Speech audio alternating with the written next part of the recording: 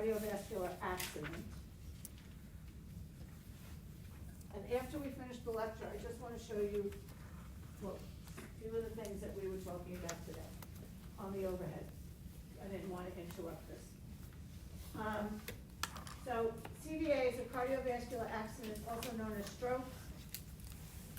It's an interruption in the blood supply to the brain that causes a reduction in cerebral blood flow and or neuronal metabolism. So that's the functioning of the nerves in the brain. That's basically where we are. And the end result of the event is that you get neuronal death that will result in deficits. So eventually, because of the blockage, the nerves in that area die, and when they die, they don't work anymore, and then we're left with deficits. So this is another one of these neurological problems that's going to depend on where in the brain it is, right? So we have risk factors. You should all look familiar. Most people would say that they are all, well, I don't know, what would you say? Are they or are they not modifiable or non-modifiable? Let's see, hypertension, modifiable or not? Raise your hands. Modifiable. Okay. Smoking. Obesity. Stress. Lipids. Diabetes. Cardiac disease, and atherosclerosis or arteriosclerosis. Okay, so you all basically think these are all modifiable. I want you to just think about that for a minute. Yes, that is how we classify them, because yes, patients should be able to modify these to some extent. But I also want you to think about two things. Number one, genetics. Not everybody can. We, in my family, grow lipids like they were palm trees in Florida. My brother went on a strict, now, my brothers are much worse. Mine are not great, but not as bad as theirs. And my father, just as a little history, my father dropped dead at the age of 46 of an MI. So we're pretty sure he also had some of that going on. But my brother went on a totally vegetarian diet for a year. His total cholesterol went from 492 to 420. 1 year, a whole year. Total vegetarian. No matter what he does, it is not modifiable with anything except meds, right? So we clearly have to think about the genetics in all of these. The other thing we have to think about is all of these, most of them, I would say, are also connected to culture. And it's very, very hard to change culture, right? I will use myself as an example. Yes, I know I'm overweight. If you look at my body and you look at my grandmother's body, who, by the way, lived till she was 84, not so bad. It's the same body. The same one. It's like, and I didn't realize it.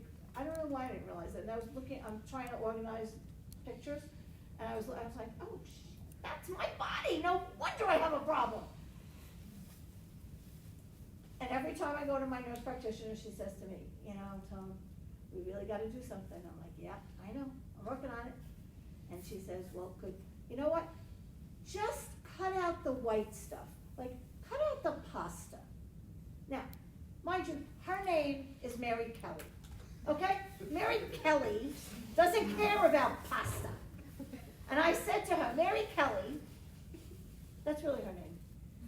I said, that would be like me telling you do not eat boiled potatoes. Okay? It's so hard for me. Now, can I cut down? And absolutely. Should I? Absolutely. Did I? Yes. As much as I should? Probably not. But all of this stuff,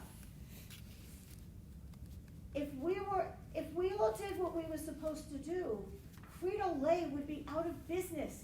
Nobody would ever put a potato chip, a Frito, a taco, nothing would go in your mouth. We would all be perfect, and we're not. And I think we have to remember that when we deal with patients. Because patients have a CVA, and the first thing we do, especially if they have a small one and they've recovered pretty well, is go, okay, now you've got to change your diet, stop smoking, decrease your stress, and oh, by the way, lose 50 pounds. Yeah. You know what they're going to do when you tell them those 4 things? They're going to go out and eat, they're going to have a cigarette, and they're not going to lose those 50 pounds, they're going to put 10 on. And they're going to get stressed more than they were because you just told them all those things. So we have to think about this. We have to think about what we're saying to patients. We have to negotiate with them. All right, it would be best if you could do all of those things. You know, I have one brother, you tell him to do something, he just does it. Just does it. I have another brother, he's like more like me. Like, maybe I'll do it. I don't know, maybe I'll do it. But that despite the personalities, you have to know your patient's personality a little bit, or at least ask them, are you a kind of person that if I tell you to do something, you're gonna do it? Or if I suggest it, or do we need to take little steps? Most people need little steps. So let's do one thing. What's the one thing you could do? What do you think is the easiest thing for you to do? It would be easier to change your diet, stop smoking, decrease your stress. What's the easiest thing for you to do? Everybody's gonna be individual, right? For some people, it's gonna be the diet, because then that means, oh, now I gotta go to family dinner on Thanksgiving and I can't eat everything. Or maybe whatever it is. So maybe it means, oh my God, I'll never poop again because I can't have a cigarette. I need my cigarette to poop, and now I'm gonna be constipated, it's gonna be worse. Nope, can't give up cigarettes. We have to find the thing that hooks them in a little bit. And we can't just throw things at them. It's like throwing a plate of spaghetti on the wall and it splatters all over and it's a big mush. So I'd like you to just rethink. Yes, they are modifiable. But they're hard modifiable. It's not like, I just won't do it anymore. Because if, I just won't do it anymore, nobody would do it. We do it for reasons, whether it be social, cultural, stress, whatever. You know, it still boggles my mind to drive past a high school and see the number of kids smoking. I mean, 50 years ago, we didn't know. Now we know. We know. They put it on the package. Smoking causes cancer.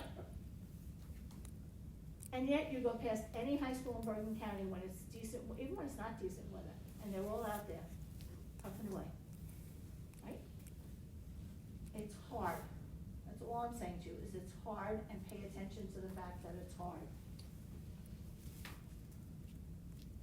It was like I had a gynecologist once who told me to lose 20 pounds when I was skinny, and she was this chubby little thing. And I'm like, really? You're telling me to lose 20 pounds? And obviously I wasn't skinny, but I was skinnier.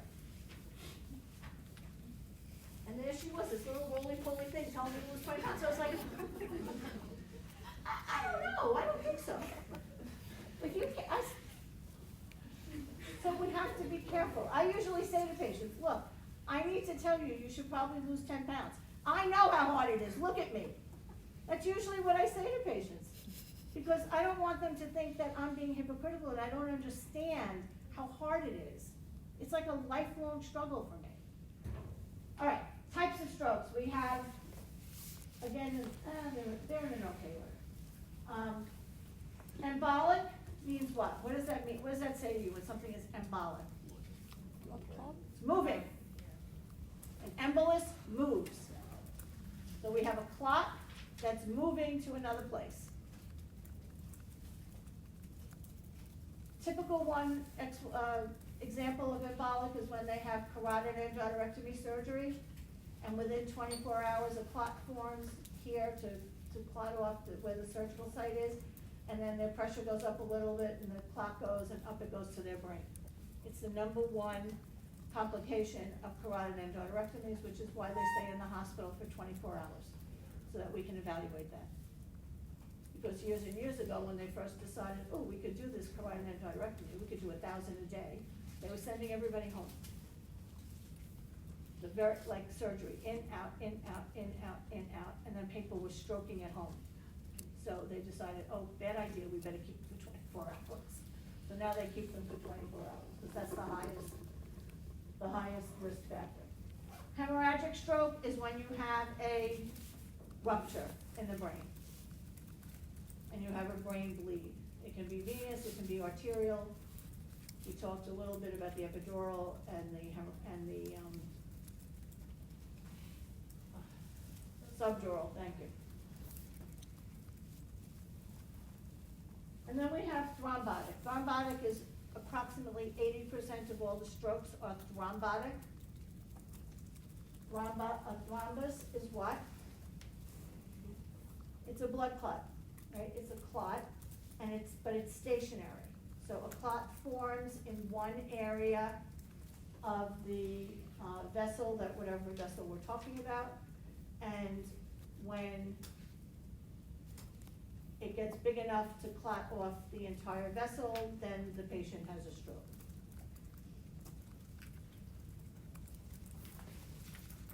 Now, depending, if you think about all the vessels in the brain, you think about all the branching, and it gets littler and littler and littler as it gets, further away from the main branch. If there's a clot in that teeny weeny little vessel at the end, you're not gonna have the same symptoms as if it was in the bigger branch. So it's gonna depend on where it is in the brain and which vessel. Okay, so some people who have thrombotic types of events, they will have had transient ischemic attacks, TIAs. Not everybody will, but some will. Now, those are just a few of the symptoms that they might see: motor weakness, speech disturbances, paresthesia, visual confusion, cerebellar disturbances. Could really be anything. And that's when you get those tiny, tiny clots from all the way at the end, and you get a little short period of symptoms, and then it goes away, because it's so small that everything around it just takes over for it, number one, and you don't get that much swelling because it's so, so small. The other time you can have transient ischemic attacks is that as the thrombus is getting bigger and bigger and bigger, if the patient's fluid status changes and the blood, the vessels, get a little more narrow, and because of the fluid status, and then as they close down, it's as if they grew big enough to close down the whole vessel, but then the patient gets some more fluids in them and they wake up. So sometimes that happens to patients as well. So their fluid status, if they've got a clot that's growing somewhere, you look confused. Am I confusing you? Oh, okay. If they've got a clot that's developing, depending on their fluid status, they may or may not have TIAs. If they're having TIAs, they should probably see somebody because they need to go on medication. What do we usually put patients on who have TIAs? Sometimes a blood thinner, sometimes just a baby aspirin will do it, especially if they've not yet had a bigger event. If they're just having TIAs, they might put them on a baby aspirin, which is 81 milligrams. If they're happening frequently, they might put them on Plavix. They might put them, probably not Eliquis, that's usually used for different stuff, probably Plavix. Or they might put them on Plavix and, let's say, 325 of aspirin. So one aspirin as opposed to a baby aspirin. Depends on how significant they are and how often they're happening.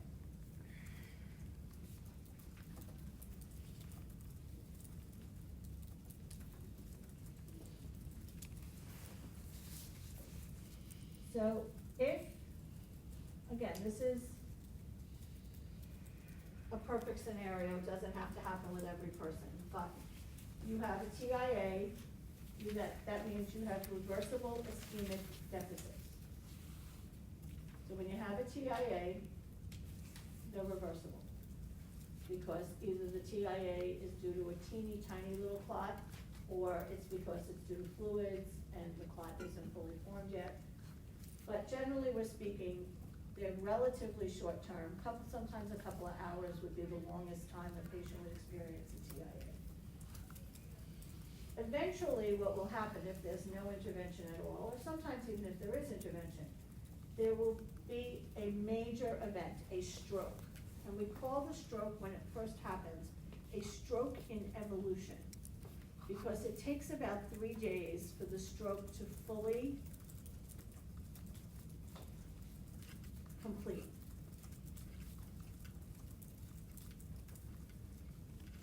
So, for instance, years ago I told you we used to go to clinical 2 days a week. So I would go in on, I had clinical on Thursday and Friday. I would go in on Wednesday and pick patients. And I had a patient that staff said to me, Tony, we just got a phone call, we're getting a rule out CVA. Yes. Bad for the patient, good for us, I know. It's a weird thing. Anyway, so I was still there when he came to the floor. He was talking, he was walking with a limp. He had some confusion, but not a lot. By the time we got there the next morning, he had full weakness on his right side. He had lost most of his speech. By Friday, when we came back, he was totally paralyzed on the right side, had lost all of his speech, and had no reflexes on the right side. So, 3 days. It was like, this was like perfect. It was like textbook. And that's because it takes about 72 hours for the swelling to go to its maximum and then come down to normal, and then you will know where your patient's going to be in terms of what deficits they're going to be left with. So it is evolving over 72 hours. If they can intervene now they can intervene in those 72 hours. They'll give them, they might give them TPA. We'll talk about that in a minute, I think, someplace. They might, if it's a big clot and they can see it on CAT scan, they might go in with a little wire and literally pull it out. So there are things that they can now do that can intervene so that that stroke does not evolve into a complete stroke.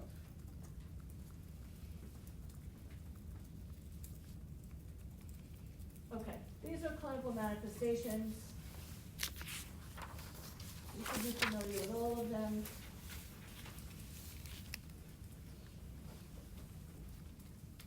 And we'll go through some of them one by one.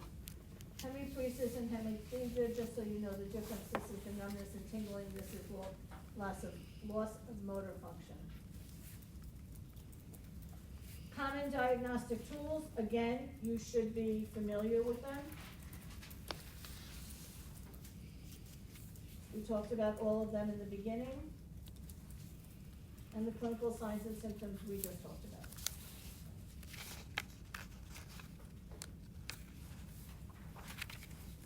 Okay, goals, again, we want to preserve life, make sure we stay alive, so it's a good thing. We want to reduce increased intracranial pressure, because when that clot happens, edema happens, and when edema happens, we're going to have damage. So we want to control that, and then again, for this patient, we want to minimize residual effects.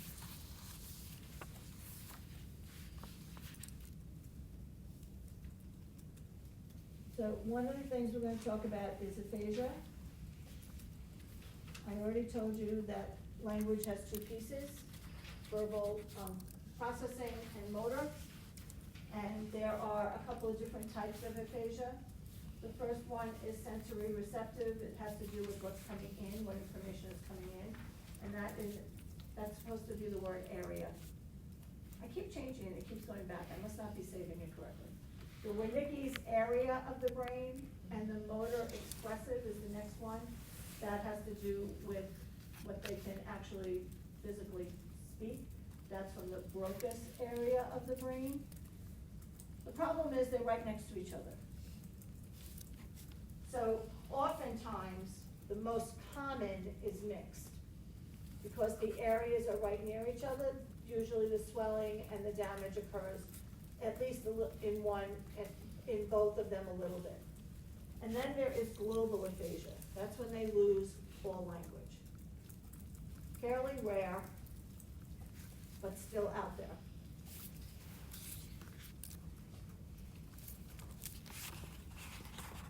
Okay, so sensory receptive aphasia, they speak fluently without making any sense. They don't understand incoming language. They make up new words. For those of you who like Disney, Ariel, when she calls the fork the dinglehopper, she doesn't have aphasia, but that's what it's like. They could also make up nonsense words, that, or they could call this, instead of calling this a piece of paper, they could call it a dish. Okay, so there's no association between what they're looking at and what they're saying. This is also known as fluent aphasia, because they're constantly chattering.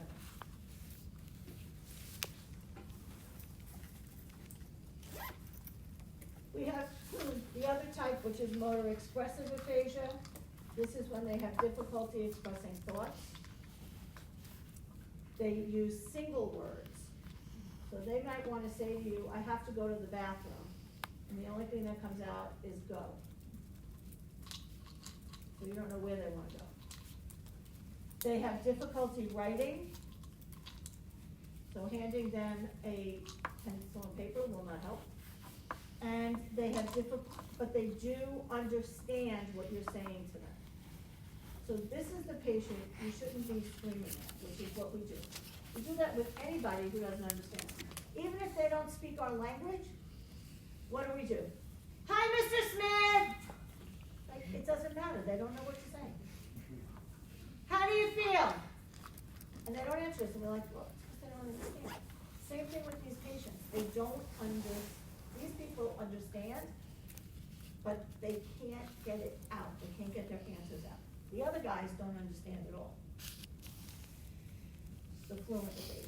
These are called non-fluent aphasia. These guys can use a word board or a picture board because they understand incoming language. They can understand that a picture of a toilet means the bathroom. They may not be able to say that to you, but they can point to the picture and they can tell you. So these guys can do that. These guys cannot. And we definitely shouldn't yell at them either. There is a visual,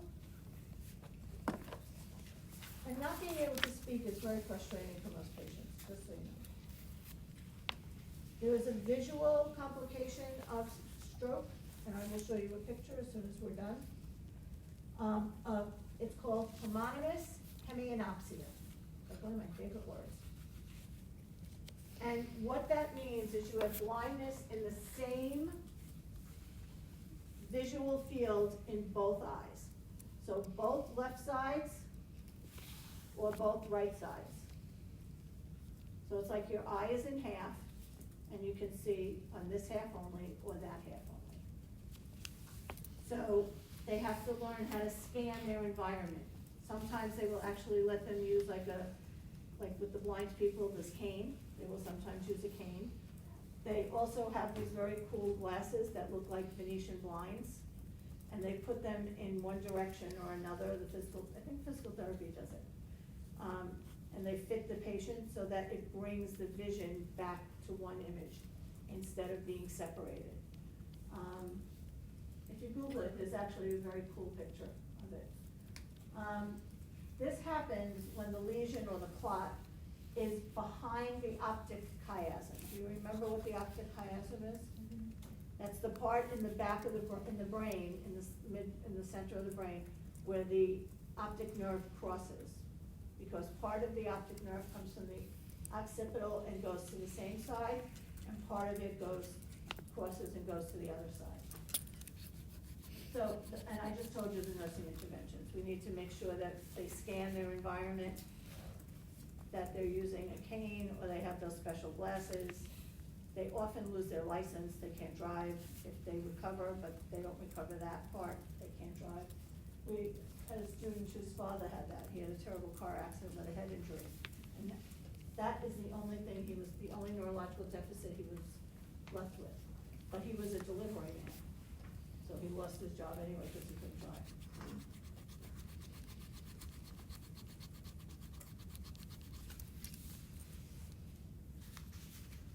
So from an acute standpoint, we want to make sure that we're assessing each one of the physiological functions and the psychological integrity of the patient. So from a respiratory status, depending on where the stroke is, they may or may not have difficulty with their respiration. If they have paraplegia, they may have trouble with the lung on the side that has the paraplegia. It's not going to expand and deflate as well. So doing lung exercises and central spirometer, those types of things, important for these patients. Neurological functioning, we want to make sure that we're doing the Glasgow-Coma scale as ordered. And if they're not ordering it, you should probably do it for the first couple of days just for your own self, but usually it's ordered. And you want to make sure that you are as accurately as possible assessing their mentation, and they're not confusing it with their inability to speak if they're not speaking. Cardiovascular, we're going to make sure that their vital signs are remaining stable. Depending on the hospital, they may or may not allow you to take blood pressures on the affected side. There's really no reason you can't, but they sometimes have these silly rules. We're gonna make sure that we're checking for good circulation in the affected side. And the affected side is usually what? Is it on the same side as the brain injury or the opposite? Opposite, contralateral. Motor problems are contralateral. Remember I said if there was a head injury, the eyes are ipsilateral? Eyes are ipsilateral, but everything else is contralateral. Integumentary function, we want to make sure that their fluid status is good, that they're not breaking down, that they're not dry and flaky, that we're turning and positioning them, because they can't tell us, my butt hurts, can you turn me? GI function, depending on where the stroke is in the brain, may or may not affect the rate of peristalsis. So we still have to assess the patient for bowel sounds, we have to assess the patient for constipation or diarrhea, and we have to make sure that their diet is appropriate to it. Genitourinary functioning, generally speaking, patients who have had a stroke often lose their ability to control their urine. Not as much their bowel. Their bowel really depends on where the stroke is, but the genitourinary function is almost always the patient is incontinent. So we're gonna use the same measures that we use for the spinal cord injury, depending on the type of incontinence it is. It's neurogenic, but is it going to be an atonic bladder or a tonic bladder, and then go accordingly. And then the psychological integrity, making sure that the patient is intact as well as the family. This is a big deal. It's a big deal to have a stroke, and it changes a lot of things. And, oftentimes we think about this, we think, oh, they're older people get sick, yes. Sometimes you find a 50-year-old with a stroke. I mean, that really changes your life. So where are they gonna fit in the family? Who's gonna take care of them? Do they have the money to send them to a facility? I read those next door things of the patch and it was just like, can anybody tell me of a good nursing home? My father's insurance doesn't cover it. The last 2 times he was in a horrible place. They had roaches, they had whatever. I mean, it could be terrible. On the other hand, if they're home, who's gonna take care of them? You've gotta go to work every day. Do you have the funds to be able to hire somebody to come in and take care of them? It's a big problem that affects the entire family psychosocially. So just to think about those kinds of things. pharmacologically for the stroke, what we're going to see is what, the only thing that should be different, well, you can finish. TPA, I already mentioned, TPA is a clot cluster, it's a thrombolytic. It stands for transplasminogen activase. And it can only be given within 3 hours of the stroke. So the stroke needs to be witnessed, or they won't give it. So you can't go home and find your mother on the floor, half paralyzed and unable to talk, and expect that they're gonna give her TPA. Because they won't, because they don't know how long she's been sitting there. And if it's longer than 3 hours, the complication is the patient will bleed out. They will have a hemorrhage in their brain and they will die. It has to be on a relatively new clot, or it doesn't work. Osmotic agents we talked about with the increased intracranial pressure, because we said that the edema from the stroke itself is what's causing the problems in the brain, so we wanna get that down. So one of the ways we're gonna get that down is we're gonna get it down with hypertonic fluids and mannitol. We talked about that. Anticonvulsants, phenytoin is Dilantin. And we talked about that also. Anticoagulants, initially probably heparin for these patients. And then after hospitalization, they would be on a platelet inhibitor like aspirin, Plavix, Trentil. Trentil's kind of old, we're not using that so much. But platelet inhibitors mean that that the platelets don't stick together anymore. And platelets help carry everything throughout the body, because they're sticky, things stick to them and they go. You will never know that, because you always use gloves to give things. And now, in the olden days, when we didn't wear gloves and you spiked a bag of platelets, and they got on your fingers were sticky. Yeah, we really did do that. And I'm still alive, look at that. But it's like maple syrup, it's sticky, and platelets are sticky. So that's the basic pharmacological management, and then the patient will continue to be on the platelet inhibitors for however long they are going to be alive. In some cases, years. Ongoing needs, we need to prevent the hazards of immobility, physical therapy, speech therapy, occupational therapy, social work intervention, psychosocial intervention for the family as well as for the patient. We talked about. And then these are the diagnoses. Now, just sit still for 1 second. I know you want to go. Now we have to look at the things that I didn't interrupt for. Any questions? We kind of went through that a little bit.